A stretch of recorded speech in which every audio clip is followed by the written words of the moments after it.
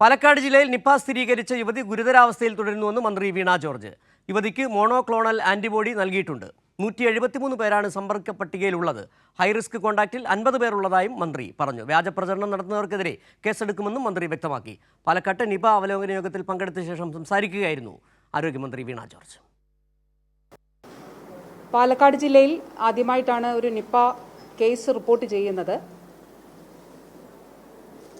Nipah ബാധിച്ച വ്യക്തി ഇപ്പോൾ കോഴിക്കോട് മെഡിക്കൽ കോളേജിൽ ചികിത്സയിലാണ് ഉള്ളത്. ഗുരുതരാവസ്ഥയിൽ തന്നെയാണ് രോഗി തുടരുന്നത്. പ്രോട്ടോകോൾ പ്രകാരമുള്ള മോണോക്ലോണൽ ആന്റിബോഡി നൽകുന്നതിന് വേണ്ടിയിട്ടുള്ള നടപടികൾ സംസ്ഥാന സർക്കാർ സ്വീകരിച്ചിരുന്നു. ആദ്യ ഡോസ് മോണോക്ലോണൽ ആന്റിബോഡി കഴിഞ്ഞ ദിവസം കൊടുത്തു. രണ്ടാമത്തെ ഡോസ് 2 ഡോസാണ്. രണ്ടാമത്തെ ഡോസ് ഇന്ന് രാവിലെ 7:30 കൊടുക്കാൻ തുടങ്ങിയിട്ടുണ്ട്. 12 മണി വരെ അത് കൊടുക്കും. അതായത് 12 മണിയോടുകൂടി അത് തീരും. ഈ പേഷ്യൻറ്റിൻ്റെ സമ്പർക്ക പട്ടികയിൽ 173 പേരാണ് ഉള്ളത്. 173 പേരിൽ 100 പേർ പ്രൈമറി കോണ്ടാക്റ്റാണ്.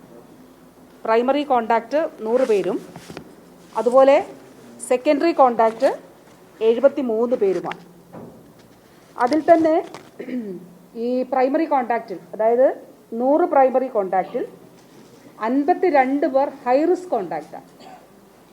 48 പേരാണ് ലോ റിസ്ക് കോണ്ടാക്ട് ഉള്ളത്. വ്യാജ പ്രചരണങ്ങൾ ഇതുമായി ബന്ധപ്പെട്ട് നടത്തരുത് എന്നുള്ളത് അഭ്യർത്ഥിക്കുകയാണ്. ഇപ്പോൾ നമ്മുടെ മീഡിയ ടീം ചില വ്യാജ പോസ്റ്ററുകൾ, വ്യാജ പ്രചരണങ്ങൾ കണ്ടെത്തിയിട്ടുണ്ട്. അപ്പം അതിനെതിരെ കേസെടുക്കുന്നതാണ്.